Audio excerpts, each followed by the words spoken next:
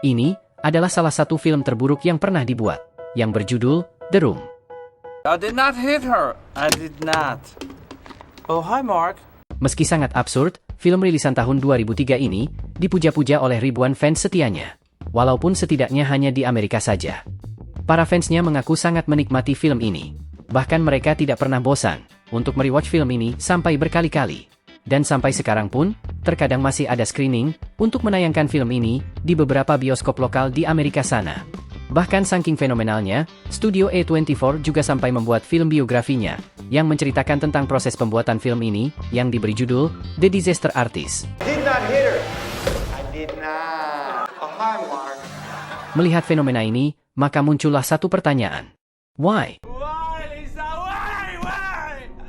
The Room dibuat dan dibintangi oleh Tommy Wiseau, orang yang sama sekali tidak dikenal, yang tiba-tiba muncul dan membuat film dengan budget 6 juta USD dari uang pribadinya sendiri.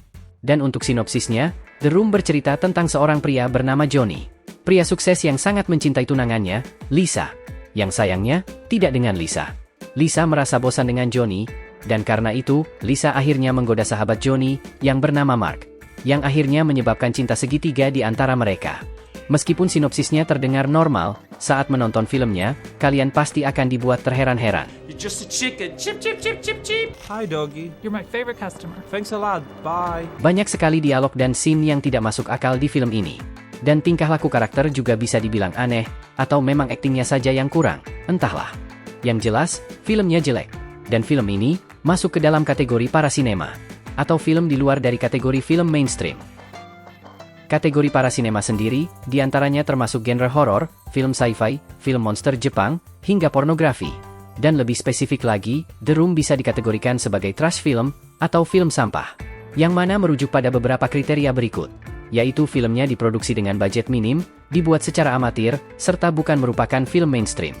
Tetapi yang menarik adalah, menurut sebuah penelitian, orang-orang yang menyukai film sampah, justru memiliki tingkat kecerdasan di atas rata-rata.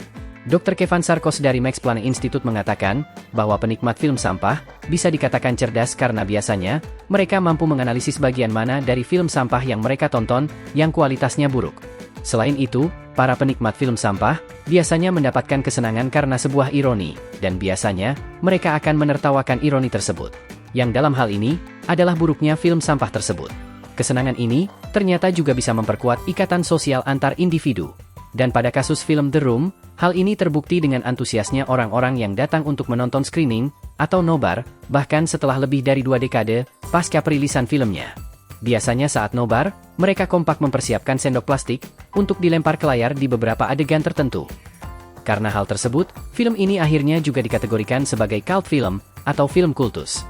Artinya, film ini memiliki banyak penggemar yang sangat berdedikasi, baik untuk terus merewatch filmnya, atau untuk membedah dan membicarakannya. Yang pada akhirnya, membuat fans memiliki keterikatan emosi yang kuat dengan film tersebut. Sebagai bonus, berikut adalah fakta unik tentang Tommy Wiseau dan film The Room-nya. Awalnya Tommy ingin membuat karakter Johnny sebagai seorang vampir, dan dia akan terbang dengan mobilnya di akhir film. Namun karena efeknya terlalu rumit, ide ini akhirnya dibatalkan. Tommy Wiseau membeli seluruh kamera untuk keperluan syuting filmnya, baik kamera sinema biasa atau yang digital. Yang mana pada umumnya, dalam pembuatan film, mereka akan menyewa kamera, dikarenakan harga kamera yang sangat mahal. Dan juga, biasanya dalam satu film hanya digunakan satu jenis kamera, baik kamera sinema atau digital. It did hurt. Salah satu nama karakter dalam film ini, yaitu Mark, dipilih berdasarkan nama aktor favorit Tommy, Matt Damon. Namun, Tommy salah mengingat namanya menjadi Mark, bukan Matt.